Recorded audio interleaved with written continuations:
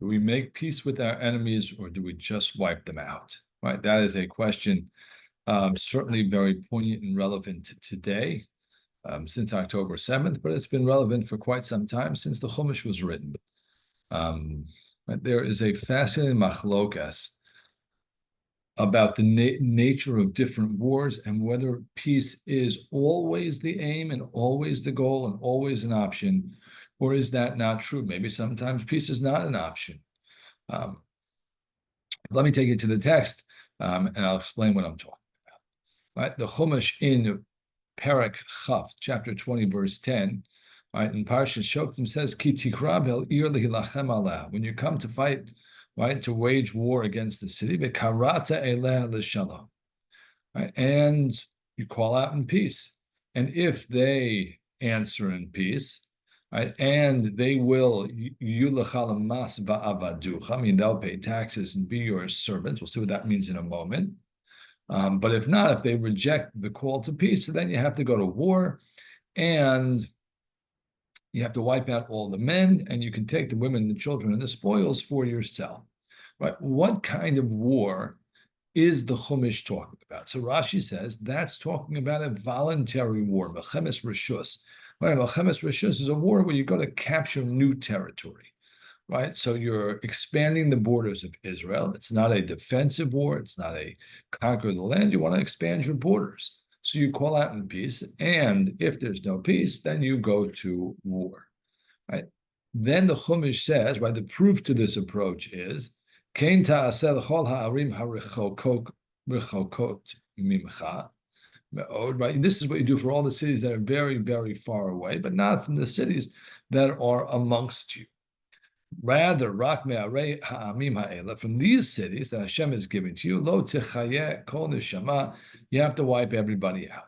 Right? So Rashi reads this as follows. If their cities are far away, you call out in peace. And if they respond and they accept your system, great. If not, we go to war, we kill the men. When it comes to the 7 nations in the land of Israel, peace is not an option. It's not offered, and we wipe everybody out. Both of the Ramban, Nachmanides, and the Rambam, Maimonides, read these psukim very differently. Right? They read there is always an option for peace and an obligation to call out in peace. Right? Ki tikra vel ir lehilachem aleh. When you go to battle in any city, you call out in peace. And if they accept, then you live peacefully with them. If they don't, right, then there's a difference between faraway cities and close cities. Faraway cities, you only kill the men. Closer cities, you can kill everybody. Right? But according to, again, the Ramban and the Rambam and the Ramban, there's always a desire for peace and always a mitzvah to call out for peace. Right? And I think that approach certainly characterizes the Jew. We're always desperately want peace. And we always call out for peace. And if the enemy will accept the terms, right, will become subservient to us, means that they'll accept the 7 mitzvot of Noach, that they will be moral people.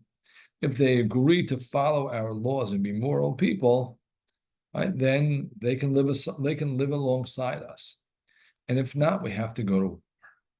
Right now, we no longer wipe everybody out because we don't know who the 7 nations are, so that mitzvah is no longer. But I think in these psukim and these approaches, it raises the questions that we still talk about today. Right? Should there be peace? Do we want peace? Do we not want peace? Who wants peace? What does peace look like? Right? Peace in the Chumash does not look like 2 states. Right? It looks like the state of Israel with Arab citizens who abide by a moral code. Again, I think that for us, I think for most of us, there's a desperate desire for peace always, with a recognition that the other side is not ready for peace or morality or ethics or justice, that we have to go to war, and that war is brutal, and that the enemy has to be vanquished. Right? So encapsulated in these psukim are the issues that we struggle with today, that we talk about today, And we hope, right? We hope and we pray that we will see peace soon. Shabbat shalom.